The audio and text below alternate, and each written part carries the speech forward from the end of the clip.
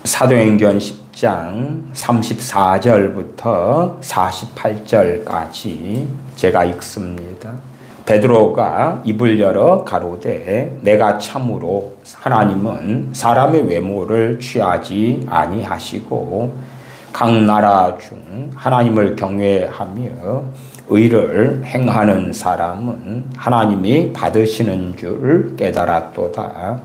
만유의 주 되신 예수 그리스도로 말미암아 화평의 복음을 전하사 이스라엘 자손들에게 보내신 말씀 곧 요한이 그 세례를 반포한 후에 갈릴리에서 시작되어 온 유대에 두루 전파된 그것을 너희도 알거니와 하나님이 나사렛 예수님에게 성령과 능력을 기름 붓듯 하셨음에 저가 두루 다니시며 착한 일을 행하시고 마귀에게 눌린 모든 자를 고치셨으니 이는 하나님이 함께 하셨습니다. 우리는 유대인의 땅과 예루살렘에서 그의 행하신 모든 일의 증인이라. 그를 저희가 나무에 달아 죽였으나 하나님이 사흘 만에 다시 살리사 나타내시되 모든 백성에게 하신 것이 아니요 오직 미리 택하신 증인 곧 죽은 자 가운데서 일어나신 후 모시고 음식을 먹은 우리에게 하신 것이라. 우리를 명하사 백성에게 전도하되 하나님이 산자와 죽은 자의 재판장으로 정하신 자가 곧 이 사람인 것을 증거하게 하셨고 저에 대하여 모든 선지자도 증거하되 저를 믿는 사람들이 다 그 이름을 힘입어 죄사함을 받는다 하였느니라. 베드로가 이 말할 때에 성령님이 말씀 듣는 모든 사람에게 내려오시니 베드로와 함께 온 할례 받은 신자들이 이방인들에게도 성령 부어주심을 인하여 놀라니 이는 방언을 말하며 하나님 높임을 들음이러라. 이에 베드로가 가로되 이 사람들이 우리와 같이 성령님을 받았으니 누가 능히 물로 세례줌을 금하리요 하고 명하여 예수 그리스도의 이름으로 세례를 주라 하니라. 저희가 베드로에게 수일 더 유하기를 청하니라. 아멘. 오늘 본문 사도행전 10장에는 고넬료의 집에 사도 베드로가 유대인 형제들과 함께 가서 복음을 전파하고 복음을 전파하는 그러한 과정에서 성령님께서 고넬료와 그 가족들에게 임하시고 우리 주 예수 그리스도를 힘입어 죄사함을 얻게 되며 또한 성령님께서 임하셨기에 이방인이지만 참으로 하나님께서 받으시는 사람이기 때문에 세례 주는 것을 할 수밖에 없다. 세례 주는 것을 그 누가 금하겠느냐 하고 세례 주는 그런 이야기 등이 나와 있습니다. 좀 더 본문을 길게 보면 사도행전 10장 24절로 올라가겠습니다. 이튿날 가이사랴에 들어가니 고넬료가 일가와 가까운 친구들을 모아 기다리더니 그래서 고넬료가 모아놨던 사람들이 적지는 않았다는 것을 알 수가 있습니다. 적지 않았다. 일가들을 모아놨고 가까운 친구들도 모아놓았다. 25절 마침 베드로가 들어올 때에 고넬료가 맞아 발 앞에 엎드려 절하니 고넬료는 절을 합니다. 그것도 단둘이 만나서 발 앞에 엎드려 절하는 것이 아니라 자신을 존경하는 또한 함께하는 가까운 친구들이나 일가들 앞에서 그렇게 하는 것을 알 수가 있지요. 26절 베드로가 일으켜 가로되 일어나라 나도 사람이라 하고 더불어 말하며 들어가 여러 사람의 모인 것을 보고 이르되 유대인으로서 이방인을 교제하는 것과 가까이 하는 것이 위법인 줄을 너희도 알거니와. 어쨌든 이방인과 교제하지 않는 그 예루살렘 교회, 그 유대인으로서 주님을 믿는 기독교인 크리스천들, 그러한 것들이 계속 이어져 오고 있는 중입니다. 하나님께서 큰 보자기의 환상으로 3번 보여주셨기 때문에 베드로 사도가 하나님의 명하심을 조차, 또한 성령님께서 사도행전 10장 20절에 일어나 내려가 의심치 말고 함께 가라 내가 저희를 보내었느니라 하시니, 성령님께서 명하신 명령도 받고 그래서 이방인 가정에게로 갔다는 것을 알 수가 있습니다. 나아가서 혼자만 가면 교회적으로 아주 큰 문제가 일어날 수 있기 때문에 증인들을 대동하고 갑니다. 증인들이 필요하지요. 그래서 23절 하반에는 이튿날 일어나 저희와 함께 갈새 욥바 두어 형제도 함께 가니라. 그렇게 해서 되어진 일들을 함께 다 보고 듣고 예루살렘 교회 등에 보고하게 되어집니다. 28절로 다시 가서 이르되 유대인으로서 이방인을 교제하는 것과 가까이 하는 것이 위법인 줄을 너희도 알거니와 하나님께서 내게 지시하사 아무도 속되다 하거나 깨끗이 않다 하지 말라 하시기로 부름을 사양치 아니하고 왔노라. 묻노니 무슨 일로 나를 불렀느뇨? 고넬료가 가로되 나흘 전 이맘때까지 내 집에서 제 굿이 기도를 하는데 호련히 한 사람이 빛난 옷을 입고 내 앞에 서서 말하되 고넬료야, 하나님이 네 기도를 들으시고 네 구제를 기억하셨으니 사람을 욥바에 보내어 베드로라 하는 시몬을 청하라. 저가 바닷가 피장 시몬의 집에 우거하느니라 하시기로 내가 곧 당신에게 사람을 보내었더니 오셨으니 잘하였나이다. 이제 우리는 주께서 당신에게 명하신 모든 것을 듣고자 하여 다 하나님 앞에 있나이다. 그리고 오늘 읽은 34절부터의 본문이 베드로 사도가 증거하는 복음입니다. 우리는 주 예수 그리스도의 복음에 대하여 때때로는 어렵게 생각하는 경향도 있고요. 또한 오해하고 착각하는 것도 참 많이 있습니다. 왜 그러냐 그러면 너무나 간단하고 쉬운 주님의 복음임에도 불구하고 사람들이 주님의 복음에 대하여 기대하는 것이 다르기 때문에 그렇습니다. 예를 들어 어떤 부모가 자녀에게 복음을 전했습니다. 그러나 요즘 시대의 MZ세대의 자녀들이, 요즘 시대의 소위 청년들이 부모가 전하는 복음을 듣고 쉽게 믿겠습니까? 그렇지 않습니다.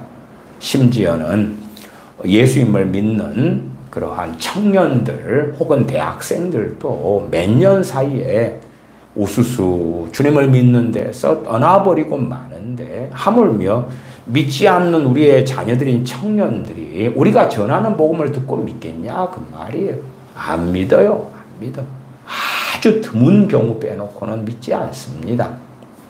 그러니까 이제 주님의 복음에 대하여 그렇게 사실은 믿고 싶은 것이 있어요. 복음이 바르게, 복음이 잘 전해지면 듣는 사람들이 주님을 안 믿고는 배길 수가 없을 거다. 우리나라의 전도 컨퍼런스나 혹은 총동원 전도주일 같은 데에 유명한 크리스천 가수들을 데려다가 전도를 하고 혹은 꽤 유명한 탤런트를 데려다가 전도를 할 때에 종종 그들은 말합니다. 우리 주님의 복음은 너무 위대하고 놀랍다. 그까지는 전혀 틀림이 없이 너무 명확하고 맞지요. 그런데 한 걸음 나아가서 이제 주님의 그 사랑의 복음은 너무나 놀랍기 때문에 그 복음이 바르게만 전해진다면 그 누구라도 그 복음을 듣고 믿지 아니할 수 없을 거다. 그 해괴망측한 소리가 그 다음에 따라올 때들이 많습니다. 그래서 간혹 저는 요청받았던 일들이 그런 일입니다. 제게 복음을 가족에게 전해달라는 거예요. 가족에게 전해달라고 하면 당연히 전해줄 수 있지요. 근데 사실은 그 안에 숨겨져 있는 혹은 때때로는 공공연하게 밝히는 내용들이 있어요. 당신이 정말로 내 가족에게 복음을 바르게 전해준다면 내 가족은 10중 8구 믿게 될 거다. 그러니까 가족한테 자기가 복음을 당연히 전해왔지요. 안 믿었지요. 그러니까 내 가족을 더 감화시키고 감동시키고 회개시키고 믿게 만들 그 아름답고 놀라운 화려한 그러한 복음이 어디 있느냐. 그걸 찾는 거죠. 그래서 정말 복음의 모든 내용을 내 가족에게 전해주면 내 가족은 믿지 아니할 수 없고 회개하지 아니할 수 없고 변화받지 아니할 수 없을 거다. 사실은 그런 것들이 뱃속에 있는 경우들을 발견하는 것은 어렵지 않습니다.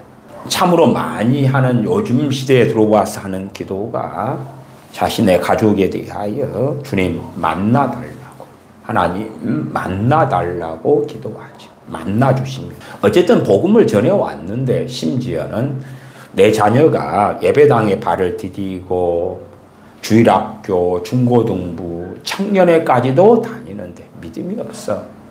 그러다가 이제 주님을 떠나가지요. 아니면 아무리 복음을 전해도 안 믿어, 안 받아들여.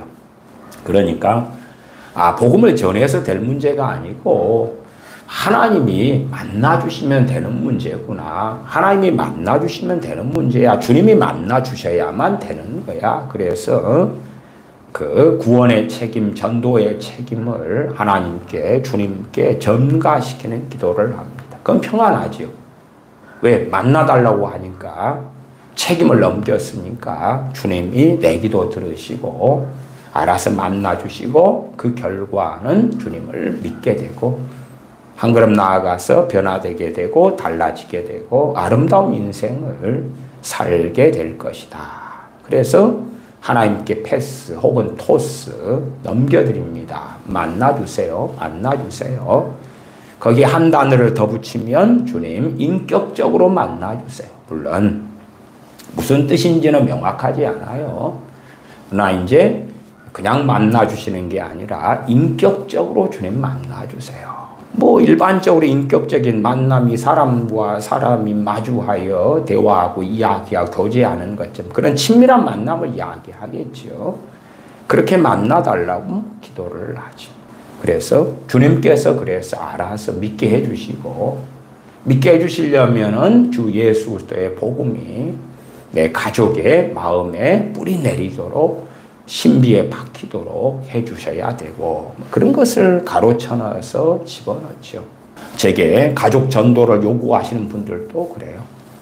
나는 어쨌든 평신도고 복음을 전하더라도 그냥 판에 박힌 이야기만 조금 할 뿐이니까 목사님이시니까 목사님은 복음을 전하면 너무나 기가 막히고 아름답게 너무나 화려하게 너무나 멋지게 마치 그런 것과 비슷하지 않겠어요? 배우라면 저 엑스트라 정도 하는 배우하고 A급 특급 배우하고 똑같은 대사인데 너무 다를 거 아닙니까? 근데 그건 탤런트들이 배우들이 하는 대사하고는 또 틀리잖아요.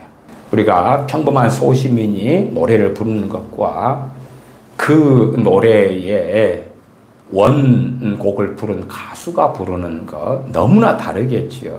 내용은 똑같은데 당신은 전문가니까 마치 똑같은 가사를 가지고 누가 부르느냐 다른 것처럼 당신이 원곡 가수가 부르는 것처럼 똑같은 내용이지만 너무나 감미롭게 너무나 사랑스럽게 너무나 은혜롭게 그렇게 전해주는 걸 기대를 하는 거죠. 그래서 자기가 복음을 전할 때는 별로 반응하지 않는 가족이 목회자가 주의 종이 너무 감미롭게 너무 사랑스럽게, 너무 은혜롭게, 너무나 감동적이게 동일한 내용을 전해주면 믿게 될 것이다 하는 기대감들이 있어요. 그래서 저도 자신의 가족들에게 복음을 전해달라는 요청을 종종 받아왔어요. 물론 그 결과는 그때마다 다르지만 별로 저는 환영하는 방식은 아니지요. 왜? 상당한 분들이 가지고 계신 기대치가 잘못됐기 때문에 그러죠. 우리는 사도행전에서 교회가 핍박이 왜 일어났는가 알지요. 조금만 앞으로 가도 사도행전 우리 스데반 집사님의 순교의 부분을 보십시다. 사도행전 6장으로 가십시다. 사도행전 6장 8절부터 보십시다.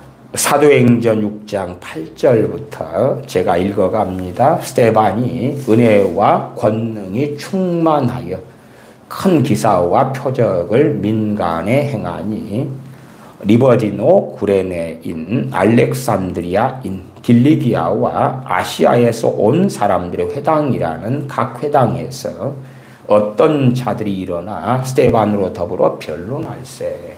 유대인들이 디아스포라가 된 것은 합력하여 선을 이루심이 있는 것을 발견해요.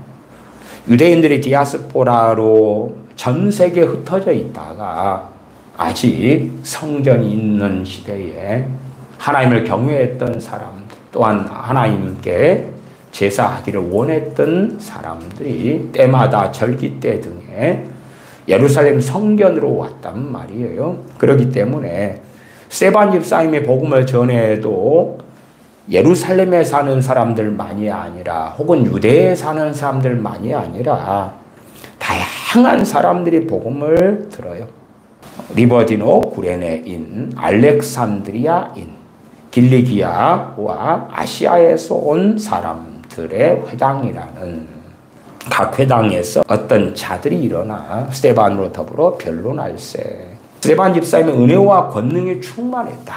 그 다음에 10절로 가면 스데반이 지혜와 성령님으로 말함을 저희가 능히 당치 못하여. 스데반 집사님이 지혜로, 자신의 사사로운 지혜가 아니라 하나님이 주신 지혜로 저희가 그들이 능히 당치 못했다.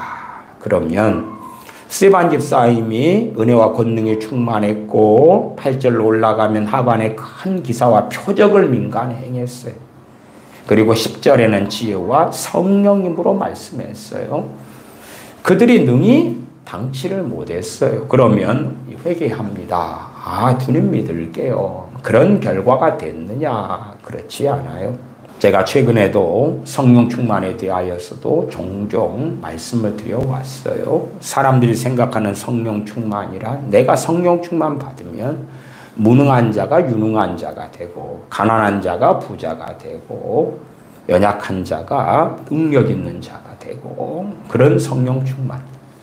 우울증 걸린 내가 성령 충만 받으면 우울증이 다 없어지고 질병을 앓는 내가 성령 충만 받으면 질병이 치료되고 그런 성령 충만. 물론 어떤 경우에 사람들에게는 그러한 일이 일어나기도 합니다. 우울증 걸린 사람이 성령 충만 받을 때에 우울증이 치료되는 경우가 없잖아 있습니다. 그러나 10명 우울증 걸린 사람이 다 성령 충만 받았을 때에 10명의 우울증이 다 고쳐지는 건 아닙니다. 그냥 그렇게 편의적으로 말하겠습니다. 한 2~5명 정도의 우울증이 치료된다고. 그러면 나머지 7~8명은 안 고쳐져요. 오히려 그들이 가진 우울증으로 인하여 성령 충만이 더 빨리 사라져버려요. 더 빨리.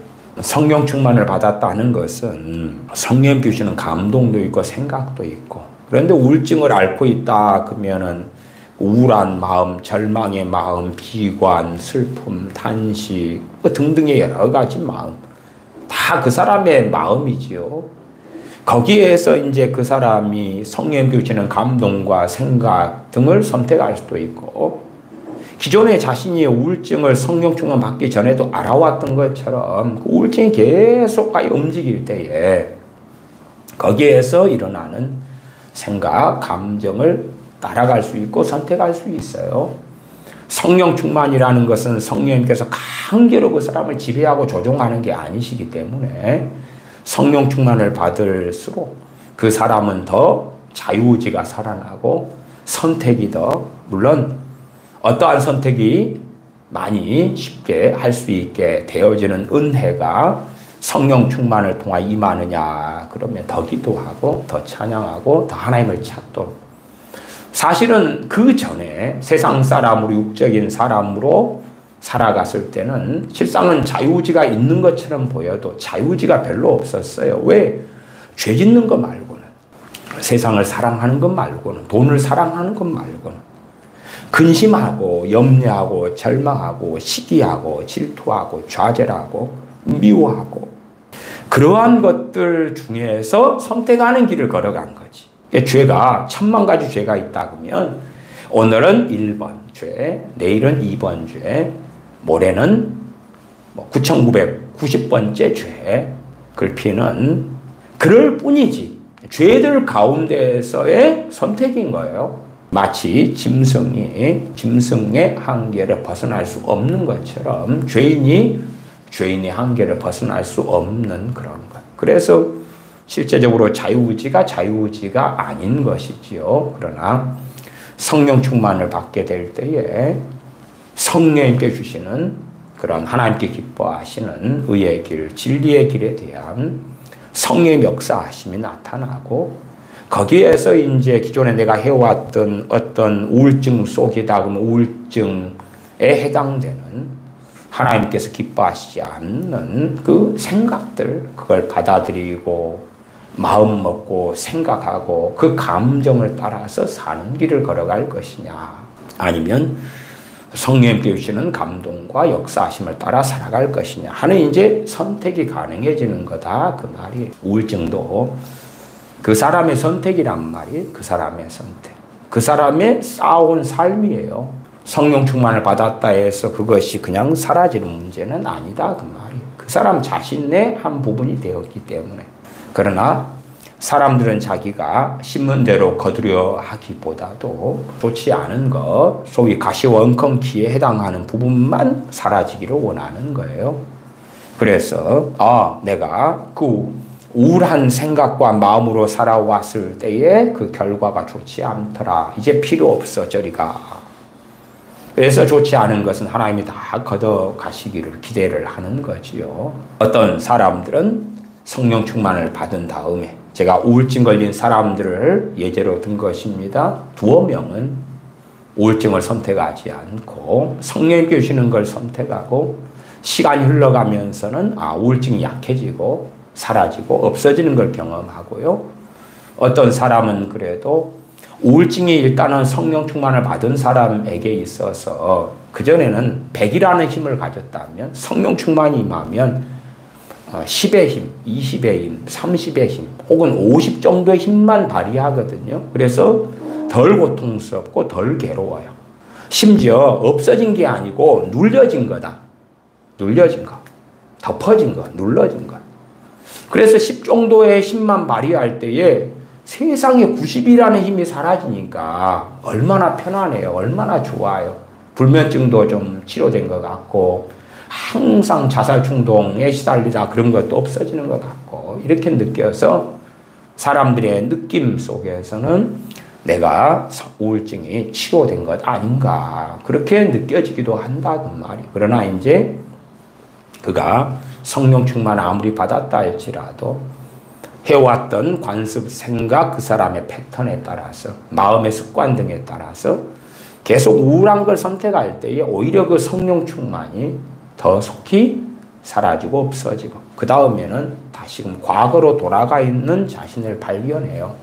아니, 나는 성령 충만 받은 다음에 얼마나 기뻤던가, 얼마나 감사했던가, 얼마나 평안했던가. 그러나 한 석 달 되니까 제자로 돌아가 버리는 거예요. 성령 충만을 받았다가 사라져 버리면 하나님 나한테 왜 이럴 수가 있어요? 왜 줬다가 뺏어요? 제가 성령 충만을 받는 초신자들을 이렇게 살펴봐 오면 그 중에 어떤 사람들은요, 성령 충만 받고 그 성령 충만을 유지하려면 자기가 성령 충만을 유지하기 위하여 계속 해야 되는 역할이 있는데 그렇게 생각을 하지 않는 분들이 있더라고요. 제가 말씀을 드려요. 그렇게 사시면 이 은혜로 얻은, 은혜로 받은 이 성령 충만이 금방 사라집니다. 초신자 때 성령 충만을 받았다는 것은 잘 말씀도 모르고요. 그 다음에 혼자 가지는 어떤 스스로만의 생각도 있고요. 또 초신자들이 성령 충만 받아서 교만해지는 경우도 상당히 많기도 하고요. 어쨌든 초신자들이 성령 충만을 받은 다음에 와, 너무 좋아. 이거는 이제 이러한 소위 천국 같은 걸 경험하죠. 감정적으로라도 마음적으로라도. 그래서 나 이런 예수님 믿는 삶이면 너무 좋아. 나 이런 예수님 믿는 신앙을 원해.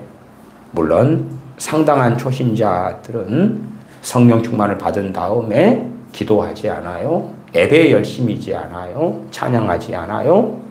그 다음에 내가 이렇게 평안한 것처럼 내 빚 문제도 갚아지고 내 자식 문제도 없어지고 내 인생의 어려운 어려움들도 해결되어지고까지도 기대를 해요. 그러나 그렇게 되지 않았을 때에 나는 더 이상 하나님을 열심히 믿을 이유가 없어요. 그런 경우들도 종종 봐왔어요. 성령 충만에 대한 잘못된 기대, 잘못된 바람 등이 많이 있는 거지요. 그런 것처럼 이 성령 충만한 스데반 집사님 복음을 전해주시면 사도 중에 사도인 바울께서 복음을 전해주시면 또한 베드로 사도가 복음을 전해주시면 우리 주님께서 복음을 전해주시면 믿을 수밖에 없을 거야.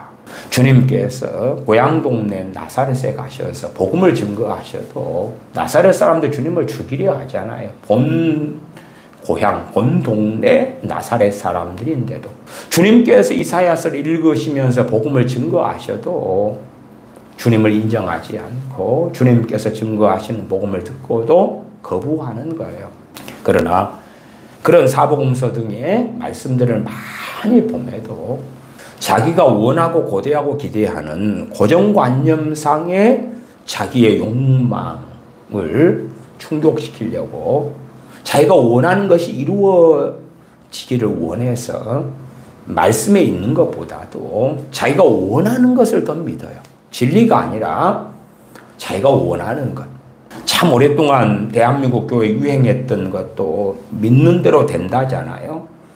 말씀을 믿는 게 아니라 자기가 어떤 것을 하나님께 응답해 달라고 기도를 하고 그것을 믿습니다 하는 거예요. 그러면서 거기에 기도와 기도 응답에 대한 성경 구절들을 읊조리고 나열하고 암송하고 암기해요. 그러면서 믿습니다 혹은 믿나이다 하는 것이에요. 진리를 따라서가 아니라 자기가 원하는 걸 구하고 하나님 기도하면 응답하신다 했잖아요. 그렇게 하는 레퍼토리를 가지는 사람들도 많아요.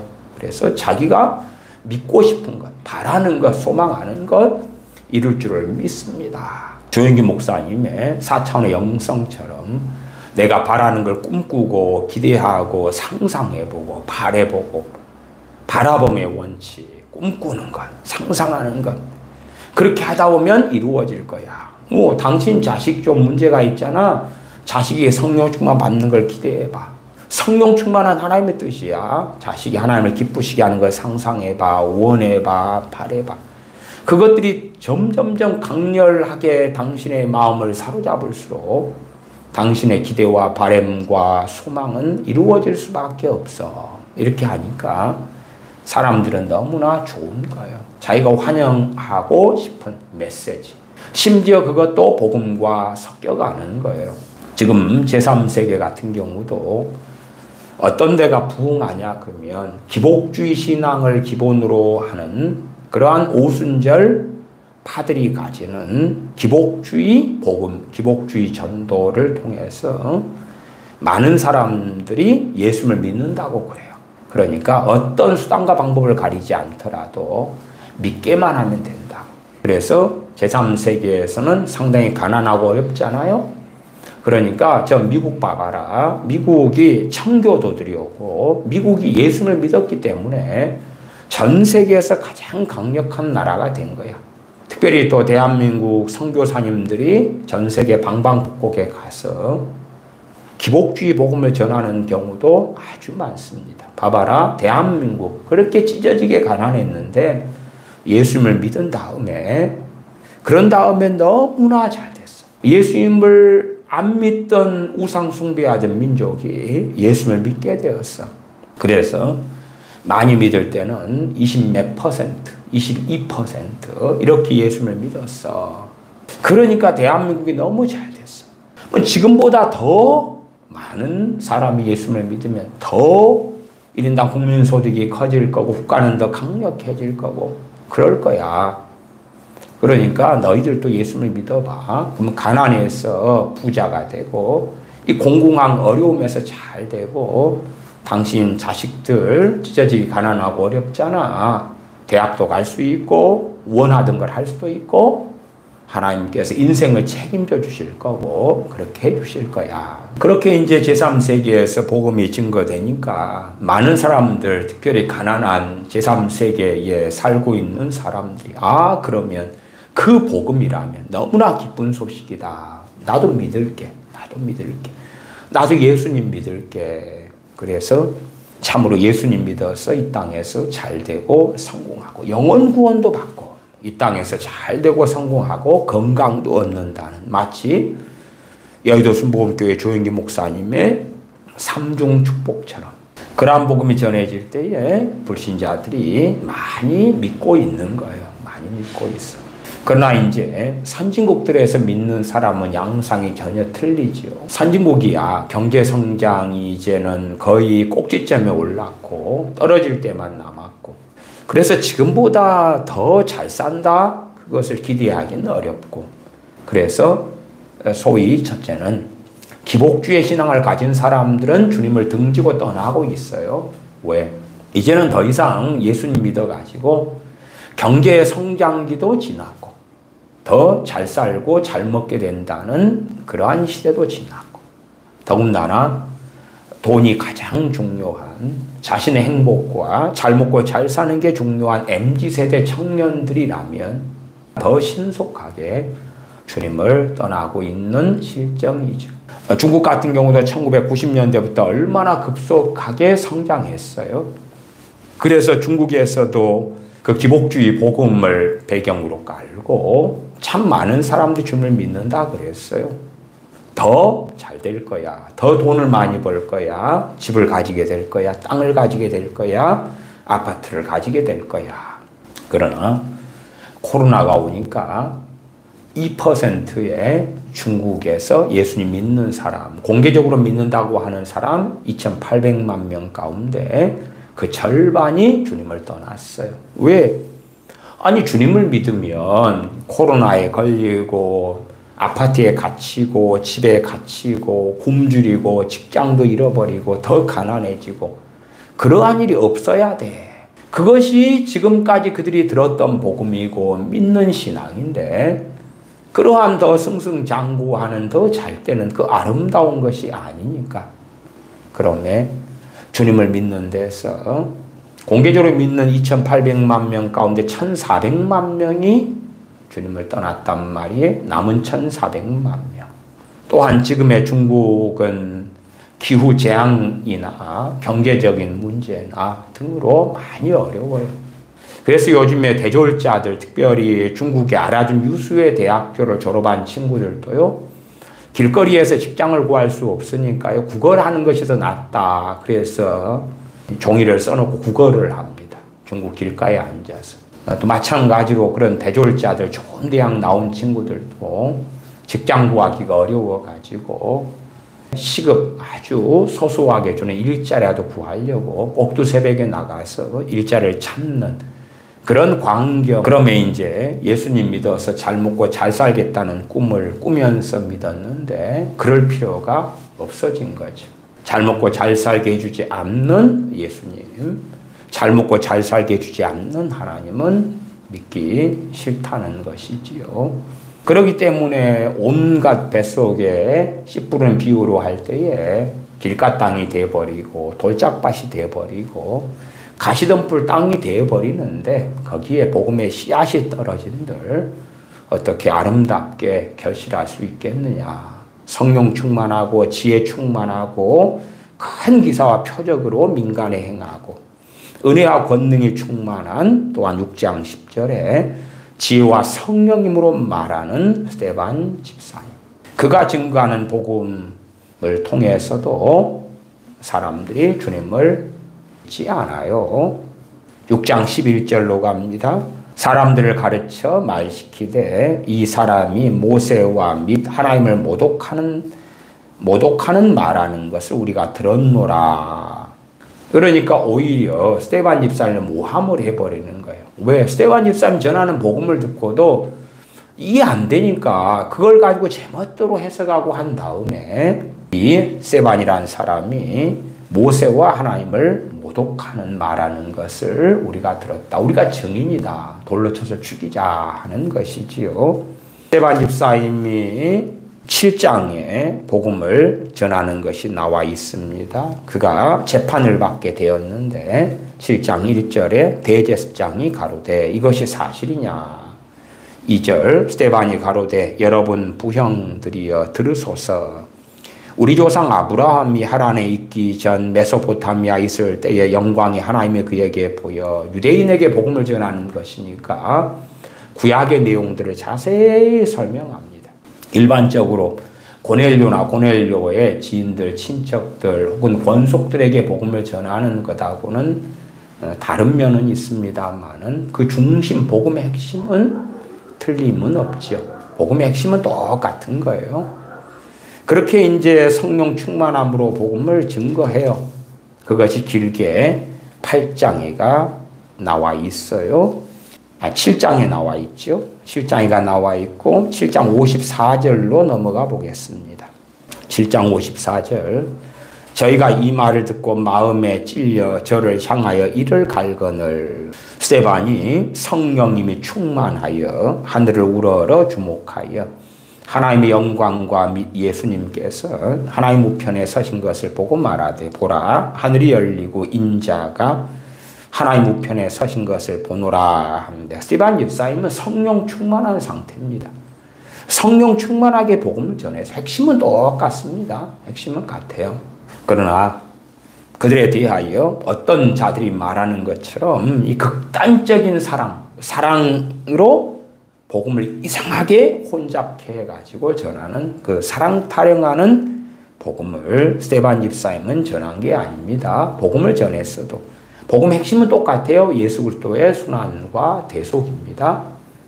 근데 이제 그 듣는 사람들의 상태에 따라 틀리니까 이 스데반 집사님을 죽이려고 모함하고 그래서 공회에 세우고 그러한 강팍하고 완악한 자들에게 7장 51절로 가면 그렇게 말합니다. 목이 곱고 마음과 귀에 할례를 받지 못한 사람들아. 그러지. 요즘 스타일로 하나님께서 여러분을 당신들을 너무너무 사랑해요. 하나님의 눈에 넣어도 아깝지 않을 정도로 너무너무 사랑해요. 너무너무 당신들을 사랑하기 때문에 하나님께서 그 아들 독생자를 아끼지 않고 내어주신 거예요. 당신들은 너무나 귀중해요.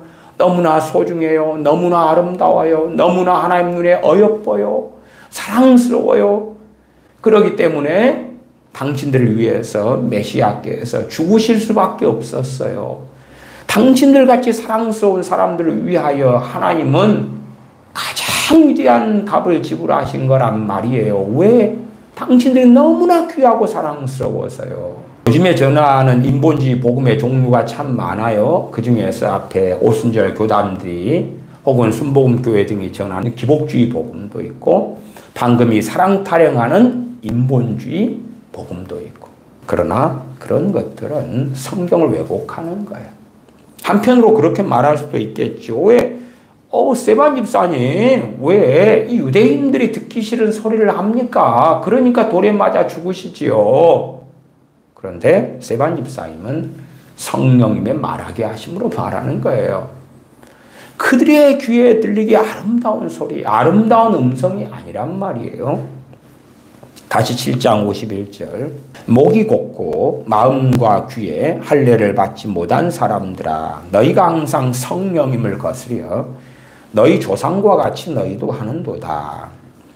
너희 조상들은 선지자 중에 누구를 핍박지 아니하였느냐? 의인이 오시리라 예고한 자들을 저희가 죽였고 이제 너희는 그 의인을 잡아준 자요 살인한 자가 되나니 너희가 천사의 전한 율법을 받고도 지키지 아니하였도다 하니라. 의인을 죽이는 거라. 의인 대신 메시아로 오신 예수 그리스도를 너희가 죽였지 않느냐. 율법을 너희가 지키는 게 아니잖아 그건. 그러니까 듣는 자들이 저희가 이 말을 듣고 마음에 찔려 저를 향하 이를 갈거늘. 그렇지. 주님을 십자가에 못 박아 죽인 유대인들한테 그걸 다 덮어줄게. 괜찮아. 너희는 주님을 죽였지만 예수님을 죽였지만 그건 하나님이 정하신 일이었어. 너희들은 죽일 수밖에 없었어. 그런 식으로 복음을 전하는 어떤 정신병에 걸리는 사람들도 있어요.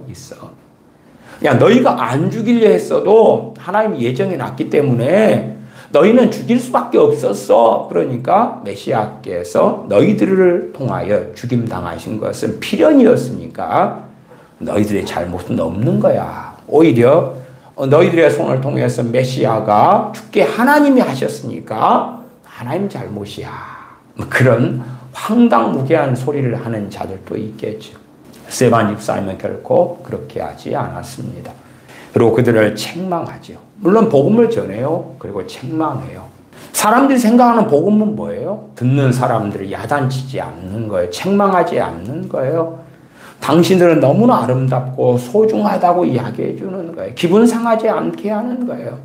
예전에 자녀들을 간혹 제게 데리고 오신 부모님들이 있으셨어요. 자식들이 이제 문제가 있으니까 먼 데서 서울에서든 부산에서든 또 어디에서든 강원도에서든 자녀들을 데리고 와서 저한테 좀 잘 좀 해달라고, 잘 좀 이렇게 설득 좀 하고 변화도 좀 시켜주고 잘 좀 말해달라고. 그러니까 부모가 자식 문제 때문에 너무나 골치 아프고 너무나 힘드니까 몇 시간 차로 운전하고 심지어는 고속버스를 타고서라도 자식을 데리고 오는 거예요. 물론 자식은 가기 싫지. 가기 싫은 자식을 이제 어떻게 꼬시는 거예요. 용돈으로 꼬시고 뭘로 꼬시고. 그래서 데리고만 가자. 그래 데리고 가면 저 손목사님 제 양반이 내 자식의 마음에 너무나 그냥 노골노골하게 너무 말을 잘해줄 거야. 물론 성령으로 말하면 내 자식이 주인공이 돼서 말하게 해주실 테니까 내 자식의 마음을 쫙 변할 언변, 지혜 그런 걸로 설득을 잘하고 예수님을 어떻게 해서 믿어야 되는가, 왜 믿어야 하는가. 자식도 정말 목사님 설명을 들었더니 예수님 정말 믿어야 되는군요. 그런 감화가 일어나게 그렇게 해줄 거야. 등등등. 게임 중독에 빠졌어요. 왜 게임을 안 해야 되는가? 왜 부지런히 공부해야 되는가? 친구들하고 불량 친구들하고 어울리면서 온갖 못된 짓을 해. 왜 그렇게 하지 않아야 되는가? 멋지고 아름답고 귀하고 좋은 말로 내 자식한테 말아줄 거야. 근데 대부분은 그랬어요. 대부분은요. 제가 어쨌든 그래도 자식을 데리고 와서 목사님 좀 도와주세요. 상담 좀 해주세요. 그리고 말하려고 그래도 자식이 안 들어요. 안 들어. 말을 하잖아요. 그러면 자식이 핸드폰으로 뭘 카톡도 하고 있고 게임도 하고 있고 그래요. 영상도 보고 있고 노래 음악 들으면서 귀에다 꼽아놓고 있어요. 이어폰을. 그러고 있는 거예요.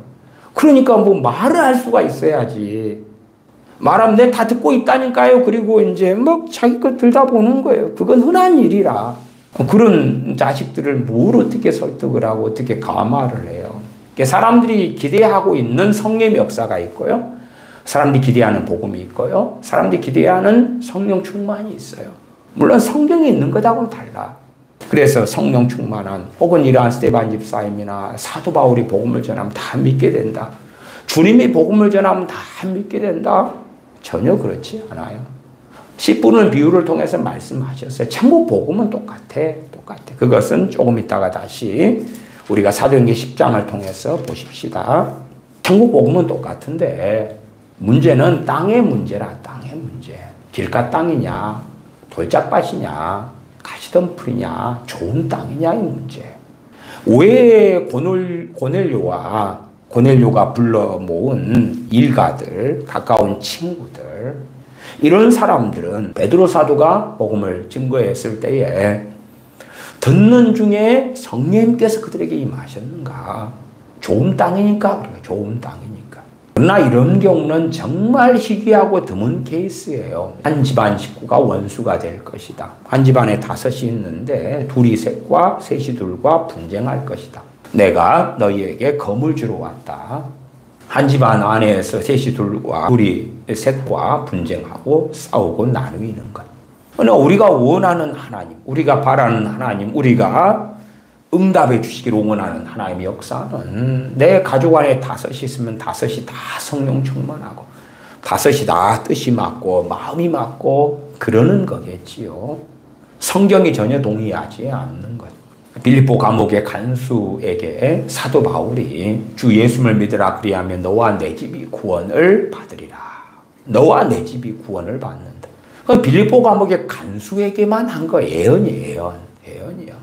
마치 고넬료가 베드로 사도를 청해온 다음에 자신의 일가와 가까운 친구들을 불러 모았고 고넬료만이 아니라 고넬료의 일가와 가까운 친구들도 복음을 전해 들으면서 다 성령 충만을 받았어요. 당연히 주님을 영접했으니까 성령 충만을 또한 함께 받았던 놀라운 일이 벌어졌던 것이지요. 우리는 빌립보 감옥의 간수에게 벌어진 일이나 혹은 고넬료에게 벌어진 일 등을 기대해요. 그러나 그것은 우리가 사도행전만 봐도 특수한 상황이라는 것은 알아야 되죠. 그냥 보편적인 우리 믿는 사람들 누구에게나 벌어지는 일이 결코 아닌 거예요. 구약의 소위 족장시대다 그럽시다. 거기에는 하나님의 백성, 하나님의 자녀가 몇 명이 없어요. 아브라함을 부르셨고 아브라함이 하갈 종을 취하여 첩으로 삼고 거기에서 자식을 낳았어요. 아브라함의 맏아들이죠. 이스마엘이죠. 그러면 그 하나님의 사람, 하나님의 친구라 하는 아브라함, 그의 첩 하갈, 그의 첫 아들 이스마엘. 왜 하나님의 사람이 안 되죠? 왜 하나님을 경외하게 안 되죠? 아브라함이 기도만 해주면 변화가 된다. 뭐 그랬나요? 그런 게 아니잖아요. 또한 하나님을 경외했던 사람 이삭. 하나님의 백성은 몇 명 안 돼. 우리가 생각할 때 와 지금은 크리스천들이 너무 많아졌어. 그래서 하나님께서 신경 쓸 때가 너무 많아가지고 참 쉽지 않으실 거야 하나님도. 그 말도 안 되는 소리지만 그래도 일견 하나님의 전능하신 게 당연하시지만 그래도 개신교인들이 10억 명 이리저리 되는데 그런 사람의 기도, 그런 사람을 살피셔야 되고 그런 것하고 그냥 몇 명만 있었을 때 몇 명만 하나님을 경외하는 사람 몇 명만 물론 당시 인류도 그렇게 많지도 않았고 근데 기껏해야 이삭의 아들, 쌍둥이 아들 에서와 야곱에서 그 에서 정도, 야곱도 사실은 하나님을 경외하는 데까지는 상당히 긴 시간이 걸렸고 쉽지 않았습니다. 우여곡절을 너무 많이 겪었지요. 그러면 에서는 하나님의 사람이 되고 아니 그까이껏 아브라함, 이삭, 야곱으로 계보가 이어지지만 이삭의 두 아들 정도는 그때도 하나님을 섬기는 하나님의 백성이 1억 명이 된다거나 10억 명이 된다거나 그러면 아이고 하나님이 바쁘시겠다 뭐 그러실지는 몰라도 사실은 아니지만 근데 하나님의 백성들이 몇 명 안 되는데 하나님은 전능하신데 그냥 막 변화시켜주고 달라지게 만들어 줘버리고 그럼 될 거 아니냐 그 말이에요. 안 그렇잖아요. 안 그래. 사람들이 하나님께 가지고 있는 자기 멋대로의 기대감이 있어요. 그 기대감이 채워지지 않으면 지금 젊은 시대의 젊은 청년들 같은 경우는 자기가 어떤 면에서는 세상의 주인공이 되고 싶어요. 주인공이. 삐까뻔쩍한 삶을 살고 야 부럽다 그런 삶을 살고 싶고 또한 돈을 버는 것도 야 내가 이렇게 월급쟁이 노릇을 해가지고 돈을 벌면 언제 서울의 아파트 한 채를 장만할지 몰라 이번 생은 글렀어 그런 것 같은 그런 삶이 아니라, 야, 저 좋은 한강뷰가 있는 몇십억짜리 아파트를 가지고 있고 외제차 몇 억짜리를 몰고 다니고 명품들로 도배를 해서 머리끝부터 발끝까지 보면 신발이든 시계든 가방이든 저게 얼마야? 1억도 넘겠네. 저 목에 걸려있는 목걸이는 얼마짜리야? 저 반지는 얼마짜리야? 그런 찬사를 받고 싶은 거예요. 저 집에 있는 침대는 얼마짜리고, 소파는 얼마짜리고, 테이블은 얼마짜리고, 그러한 찬사를 받고 싶은데, 그러나 청년의 때가 좀 지나고 이제 중년의 때로 들어가면, 혹은 청년의 때 돼도 좀 생각은 말지요. 내가 세상의 중심이나 세상의 주인공이 안 되구나. 아니, 내가 예수를 믿은 것은 내 부모는 그냥 추례하고 내 집안은 좋지도 않고 재산도 없으니까 예수님 당신께서, 하나님 당신께서 나를 세상의 주인공으로 만들어주기를 기대했단 말이에요. 그러니까 예배하고 기도도 하고 성경도 보고 그런단 말이에요. 그런데 내가 왜 세상의 주인공이 안 되는 거예요? 신사도 운동이 본격적으로 일어난 것이 2000년부터잖아요. 필러 신학교 피터 와그너 교수가 중심이 되어서 무수히 많은 사람들이 그와 관련되었죠. 신사도 운동이 일어나고 많은 사람을 현혹할 수 있었던 그 중심에는 뭐가 있냐 그러면, 당신이 세상의 주인공이 될 거야. 당신 신앙의 주인공이 될 거고 인생의 주인공이 될 거야. 이 대붕의 때가 오면, 그 대붕의 때가 오기 전에 우리한테 달라붙은 사람들, 우리 사도와 선지자들에게 모인 사람들, 그 사람들은 100만 명의 지도자가 되고 거부가 되고 못해도 몇천 명의 지도자, 그런 것은 갖지 않은 거야. 대단한 능력이 임하고 권능이 임하고 애연이 터지고 돈이 들어오고 권력이 있고 그렇게 해준다니까. 그러니까 빨리 모여봐. 그래서 무수히 많은 사람들이 그 신사도 운동에 매몰되고 쫓아다녔던 거지요. 우리나라 유명한 어떤 목사님들도요, 지금도 그런 목사님들이 그렇게 현혹을 해요. 알만한 유명한 목사님들입니다만은 그렇게 말하거든요. 내가 시키는 대로 해봐. 그럼 나처럼 이렇게 유명한 초대형 교회 목사가 될 수 있어. 그러니까 그런 목사님 밑에 똑같이 되고 싶어가지고 뭐 수십 명 우습고요, 수백 명이 따라다니고 막 그래요. 아이 앞 같은데 24시 기도회 집 같은 거 하잖아요. 그럼 왜 해요? 전략이 그렇더라. 24시간 찬양과 기도가 하프앤 보울이 끊어지지 않게 하자. 하나님이 감동을 받고, 그래서 하나님께서 소위 부귀영화를, 부흥도 주고 영적인 부흥도 주고 부귀영화도 주고 성공도 주고 기쁨도 주고 행복도 주고 다 쏟아부어 주실 거야. 그렇기 때문에 24시간 마치 공장에서 생산이 공장이 일하는 것처럼 우리가 로테이션으로 그렇게 기도하는 거야. 저 20대 때부터요, 릴레이 금식 같은 거, 릴레이 기도 같은 거 유행했거든요. 하나님으로 하여금 졸지 못하게, 주무시지 못하게 하자. 그래서 나는 몇 시부터 몇 시까지 금식할게요. 나는 몇 시부터 몇 시까지요. 나는 몇 시부터 몇 시까지 기도할게요. 그래서 선교단체나 각 개교회나 시간을 정해가지고 금식도 하고 기도도 하고. 왜? 그렇게 24시간 동안 막 하다 보면 하나님 꼼짝 마. 정광훈 씨가 그랬습니다만은 뭐 또 다른 의미에서의 많은 교회, 많은 선교단체, 많은 목회자들, 많은 교인들이 하나님 꼼짝 마시오. 우리가 24시간 동안 릴레이 금식하고 릴레이 기도하고 이 제목으로, 이 기도 제목도 다 정해져 있거든요. 하나님이 들어줄 수밖에 없어. 안 그러면 이번 일주일만이 아니라 또 그 다음 주도 하나님을 들들 볶을 거예요. 하나님 꼼짝 마시오. 전만할 때 들어주시오. 그래서 24시 기도의 집 하는 사람들도 소위 기도 선교사, 그런 감투를 가지고 사명감을 가지고 막 하는 거예요.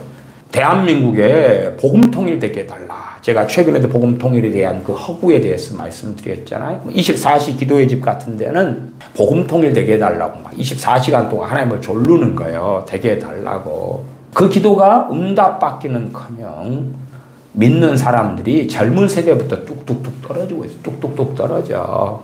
내가 기도할 테니까요. 하나님 이렇게 하세요. 저렇게 하세요.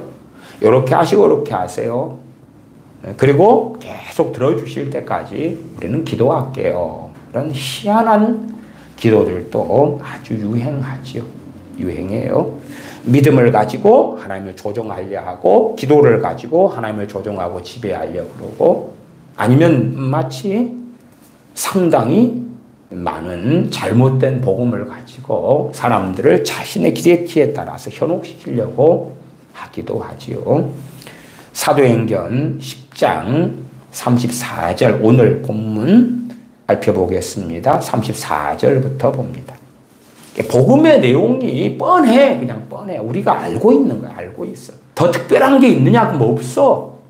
구원파나 아니면 갖가지 이단들이 신기하고 새롭고 성경에 없는 거 지멋대로 짜집고 해석한 걸 가지고 이게 진짜 복음이다네. 각 사람의 마음에 찌릿할 만한 걸 전해주고 그렇게 하기를 원하고 그렇게 내 마음이 찌릿했을 때에 그게 진짜 복음이네. 그렇게 환장하고 좋아할지는 몰라도 그러나 복음은 너무 간단하고 명쾌한 거예요. 명쾌해. 사도행전에 보면 바울 사도나 베드로 사도나 복음을 증거하는 내용들이 나와 있어요. 나와 있어요. 그러나 이제 제가 앞에 말씀드렸던 것처럼 자기가 원하는 복음은 최소한 내 가족에게 전해지면 내 가족이 회개하고 주님 믿고 변화되어 버려야 돼. 그게 진짜 복음이야. 아니, 복음의 문제가 아니라요. 땅의 문제라니까, 땅에. 길가 땅이면, 돌짝밭이면, 가시덤불 땅이면, 좋은 땅이어야지만이 결실하는 거예요. 좋은 땅이어야지만이. 고넬료와 고넬료에게 부른 일가와 가까운 친구들은, 혹은 고넬료의 권속들은 좋은 땅이에요, 좋은 땅. 좋은 땅이에요. 그래서 참으로 아름다운 결과가 나왔던 것인 거예요. 그러지 베드로 사도가 복음을 전했더니 믿었다 그런 문제는 아니에요. 하나님께서 베드로 사도를 불러서 복음을 전하게 하셨지만 그러나 베드로 사도가 증거한 복음이 너무 퍼펙트하고 너무 완벽하고 너무나 놀랍고 성령님의 권능으로 복음을 전했기 때문에 이들이 예수를 믿게 되고 또한 성령님께서 임하시고 성령 세례 성령 충만을 모인 사람들이 받게 되고 그건 아니다고요. 그건 아니다고. 34절부터 우리가 익히 아는 복음의 내용들이 사도 베드로를 통하여 증거되고 있습니다. 베드로가 입을 열어 가로되 내가 참으로 하나님은 사람의 외모를 취하지 아니하시고 각 나라 중 하나님을 경외하며 의를 행하는 사람은 하나님이 받으시는 줄 깨달았도다. 35절 각 나라 중 하나님을 경외하며 의를 행하는 사람은 하나님이 받으시는 줄 깨달았도다. 우리 주님을 믿는다는 것은 주님의 그 대속의 은혜를 자기 걸로 삼는 거예요. 주 예수님이 아니면 멸망받을 수밖에 없는 죄인이라는 것을 알고 깨닫고 예수님께서 나를 구원하시기 위하여 십자가를 지셨고 생명을 내어주셨다는 것을 받아들이는 거예요. 예수님이 아니고서는 결코 구원받을 수 없는 죄인이라는 것을 아는 거예요. 알아. 인정하는 거예요. 시인하는 거예요. 나를 구원하시는 예수님을 나의 구주로 영접하는 거예요. 우리가 다 익히 아는 내용입니다. 36절 만유의 주 되신 예수 그리스도로 말미암아 만유의 주 되신 예수 그리스도로 말미암아 화평의 복음을 전하사 그냥 세상의 어떤 사회주의 복음 그런 것처럼 야 주님이 오셔서 이 세상을 하나님의 나라로 만들어주고 세상을 유토피아로 만들어주고 혹은 신사도들이 전하는 이상한 사이비적인 복음처럼 그 대부흥이 와서 세상이 아주 멋지고 아름답게 바뀔 거야. 그러한 헛소리가 아니라 세상 사람의 평화를 가져오는 그 복음이 아니라 죄인과 하나님 사이의 평화를 가져오는, 하나님의 진노가 아니라 멸망받을 수밖에 없는 사람들이 예수님을 통하여 평화를 하나님 관계에서 평화가 얻어지는, 평화를 누리게 되는, 진노와 심판이 아니라 은혜를 받고 하나님의 자녀가 되고 화평을 이루고, 그러한 화평의 복음. 그래서 이 화평의 복음은 각기 개인이죠. 개인. 하나님과 각 개인들. 그리고 예수 그리스도께서 아니시면 본인이 죄인들의 죄의 대가를 자신의 목숨을 통하여 지불하지 않으시면 이루어질 수 없는 것. 만유의 주 되신 예수 그리스도로 말미암아 화평의 복음을 전하사 이스라엘 자손들에게 보내신 말씀, 곧 요한이, 세례 요한이지요. 그 세례를 반포한 후에 갈릴리에서 시작되어 온 유대에 두루 전파된 그것을 너희도 알거니와. 아무리 이방인들이라 해도 그 팔레스틴은 적은 땅이니까 거기에서 벌였던 것은 다 소문 듣고 다 안다 그 말이. 그래서 이러한 부분은 아는 내용들은 그냥 간략히 지나가고 있어요. 38절 하나님이 나사렛 예수님에게 성령님과 능력을 기름 붓듯 하셨음에 저가 두루 다니시며 착한 일을 행하시고 마귀에게 눌린 모든 자를 고치셨으니 이는 하나님이 함께 하셨습니다. 우리 주님의 이 땅에 역사적 예수님, 그냥 환상 가운데 허구 속에 있는 이야기가 아니라 나사렛에서 사셨던 나사렛 예수님이라고 지칭되었던 그 예수님께서 성령과 능력을 기름 붓듯 하셨다. 누가요? 하나님께서 그렇게 하셨다. 말하자면 사람이 몸을 입고 오셔서 성자로서의 권능과 능력으로 사역하신 게 아니다 그 말이에요. 성령님의 능력으로 사역을 하신 거지. 그 성령님을 누가 부어주신 거예요? 하나님께서. 본질상 성자 하나님이시지만 자기를 비우셨단 말이에요. 존재론적으로는 하나님이셔요. 우리 주 예수님께서. 그러나 사람이 되셨다. 사람이 되셨다. 두루 다니시며 착한 일을 행하시고 마귀에게 눌린 모든 자를 고치셨으니 이는 하나님이 함께 하셨습니다. 우리는 유대인의 땅과 예루살렘에서 그의 행하신 모든 일의 증인이라. 그를 저희가 나무에 달려 죽였으나 하나님이 사흘 만에 다시 살리사 나타내시되. 우리 주 예수님께서 유대인들에 의하여서 나무에 달려 십자가에서 죽으셨다. 그러나 하나님께서 죽으신 지 사흘 만에 다시 살리셨다. 41절 모든 백성에게 하신 것이 아니요. 살아나신 다음에 주님이 나타나셨는데 모든 유대인들이나 모든 백성들에게 부활하신 주님을 보이신 게 아니다. 오직 미리 택하신 증인 곧 죽은 자 가운데서 일어나신 후 모시고 음식을 먹은 우리에게 하신 것이라. 우리를 명하사 백성에게 전도하되 하나님의 산자와 죽은 자의 재판장으로 정하신 자가 곧 이 사람인 것을 증거하게 하셨고. 복음의 핵심 중에 하나가 42절에 나오는 거예요.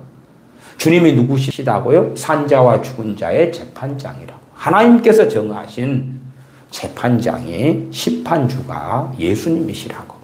그래서 주님께서는 산자와 죽은 자를 재판하실 거라고, 심판하실 거라고. 세상 사람들이 그 누구나 주님의 심판을 피할 수 없을 거라고. 산자든 죽은 자든. 그러면 42절을 볼 때에 전도의 핵심 내용에가 뭐가 들어가야 옳느냐 할 때에 하나님의 심판, 그리고 심판주 되시는 예수님. 전능하신 하나님께서 그 아들 우리 주 예수님을 심판주로 선택하셨다는 거죠. 42절 다시 읽으면 우리를 명하사 백성에게 전도하되. 전도를 한단 말. 무슨 내용을요? 하나님의 산자와 죽은 자의 재판장으로 정하신 자가 곧 이 사람인 것. 나사렛 예수님이라는 것. 그걸 전도해야 된다. 이게 요즘의 전도는 예수 믿으면 구원받습니다. 천국 갑니다. 예수 믿으면 잘 됩니다. 예수님 믿으면 예수님이 당신들을 도와줍니다. 그런 거죠. 그러나 전도의 내용의 첫 번째가 뭘로 오는 거예요? 43절에 볼 때에. 물론 그 기본적인 것은 주님께서 이 땅에 사람 몸을 입고 오신 거고 주님을 통하여 믿는 자를 구원하시는 거고 주님께서 우리의 죄값을 지불하시기 위하여 죽으시고 또한 사흘 만에 부활하신 것이고 그럼에도 심중에 첫 번째는 42절에 우리를 명하사 백성에게 전도하되 전도 내용이 하나님이 산자와 죽은 자의 재판장으로 정하신 자가 곧 이 사람인 것을 증거하게 하셨다. 하나님이 막 사랑을 증거해요. 하나님은 당신을 사랑하십니다. 저는 그거에 반대하지는 않습니다. 그러나 그것이 잘못될 때에 듣는 자들 중심이 되는 그렇지 않아도 나르시시즘에 젖어 있고 이기적이고 자기중심적인데 그런 복음이 전해질 때에 나는 이렇게 소중하지 나는 사랑스럽지 하나님 날 사랑한다고 그러면 나는 지금 필요한 게 불신자들 입장에서는 돈이야 건강이야 행복이야 좋은 직장이야 사업 잘 되는 거야 내 자녀들 잘 되는 거야 그것 좀 줘보라 그래 사랑한다며 그러니까 이미 그러한 복음을 통하여 핀트가 어긋나고 요한복음 3장 16절의 말씀도 왜곡되고 하나님이 세상을 이처럼 사랑하사 독생자를 주셨으니 사랑하신다며 그러면 그래 사랑하시면 돈 줘 사랑하시면 나를 행복하게 만들어줘 사랑하시면 내 인생을 꽃피게 해줘 그렇게 해서 복음이 틀어져 버리는 거죠. 말하려면 같이 말하는 게 낫겠지요. 요한복음 3장 16절처럼 하나님이 세상을 사랑하셔서 독생자를 주셨다고 독생자를 왜?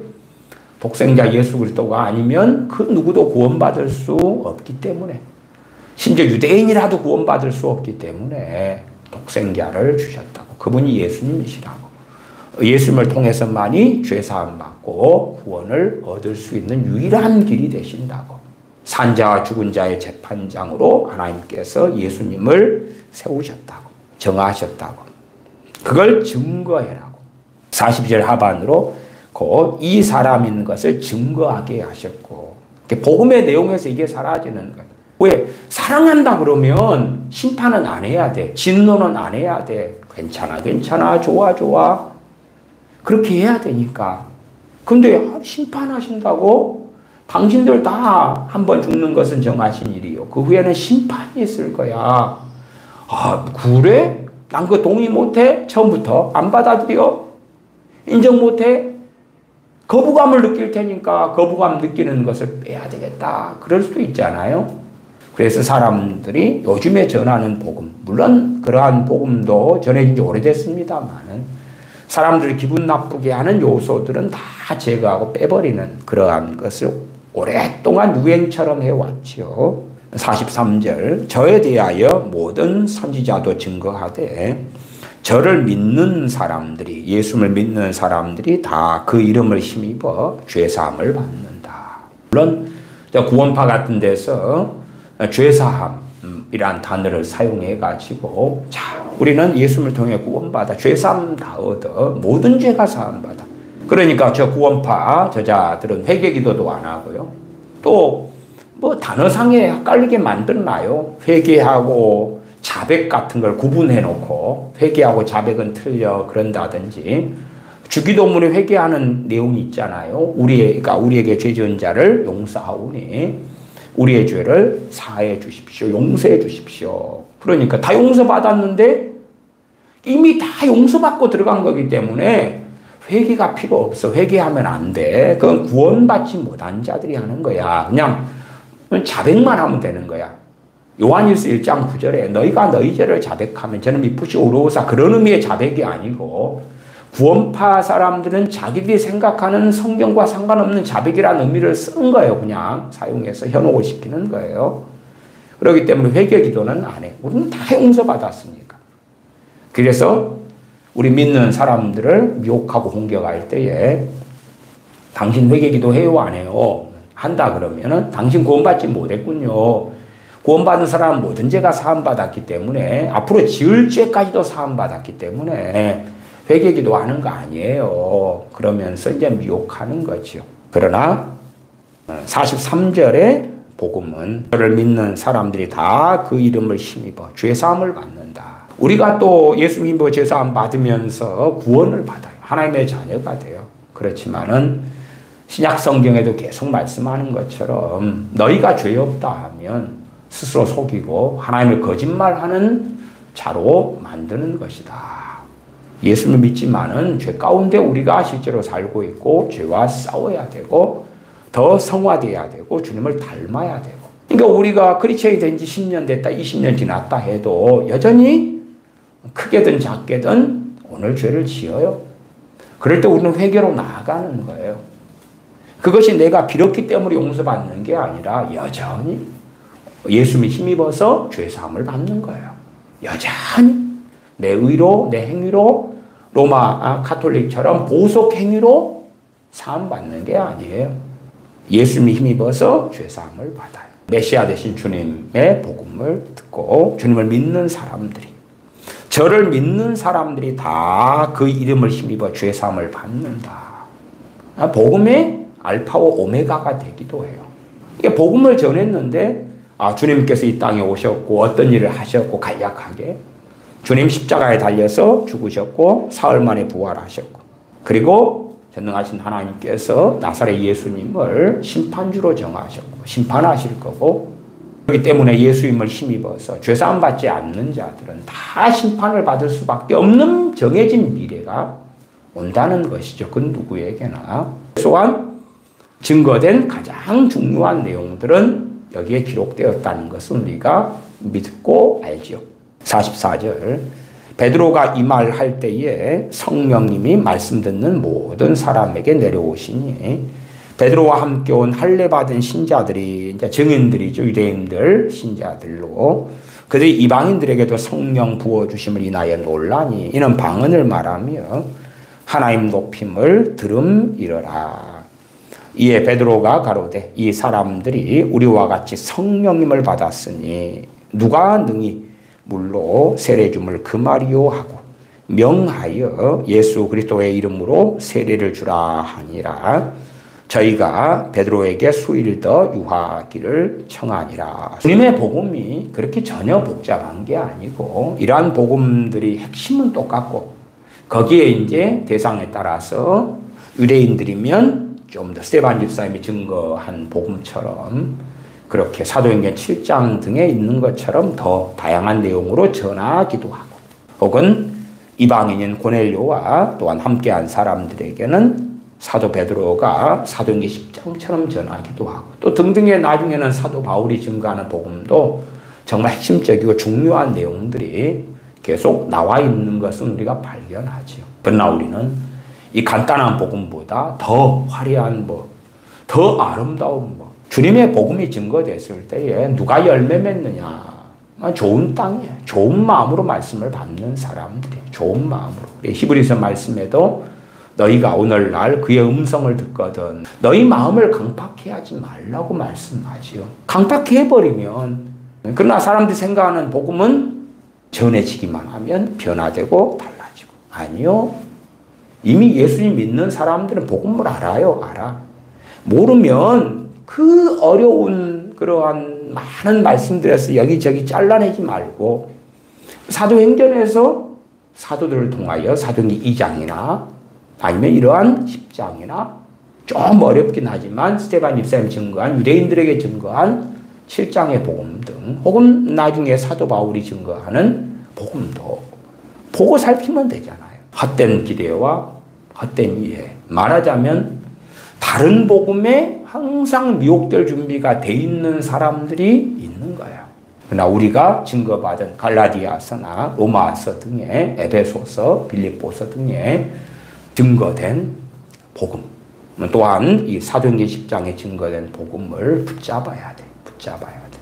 그래서 죄인된 우리를 구원하신 예수 그리스도께 감사하고 찬양하고, 독생자를 아끼지 않고 우리의 죄값으로 내어주신 전능하신 아버지 하나님을 찬양하고 감사하고 찬미하고, 그러한 복음을 흘러 떠내려가지 않게 하고 복음을 붙잡고, 그리고 주님을 배울 때까지 혹은 우리 인생이 마감되어서 심판주 되시는 주님 앞에 설 때까지 우리 주 예수 그리스도의 대속의 은혜로 인하여 감사하고 찬양하다가 노래하다가 주님 앞에 다 서시기를 바랍니다. 기도하겠습니다. 아버지 하나님, 각자가 기대하고 바라는 그러한 환상 속에 있는 이상한 복음, 이상한 잘못된 바람 때문에 미혹될 준비가 된 자들로 사는 어리석은 사람들이 아니라 익히 우리가 주님께서 증거하셨고 사도들이 증거한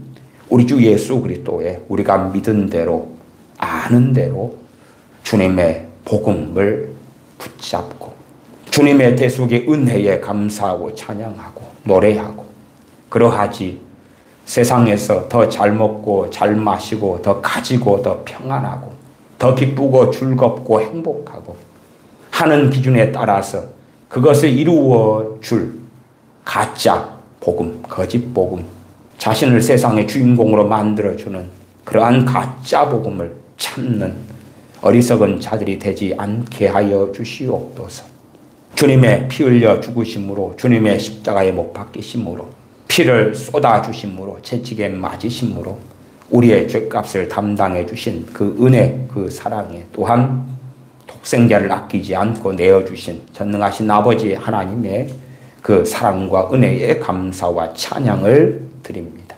어떠한 환경과 처지 속에 산다 할지라도 구원하신 은혜, 대속하신 그 사랑에 감사하고 노래하는 것이 그치지 않도록 배은망덕한 하나님의 자녀들이 되지 아니하도록 저희를 일깨워 주시옵소서. 우리 주 예수님의 이름으로 기도하옵나이다. 아멘. 아멘.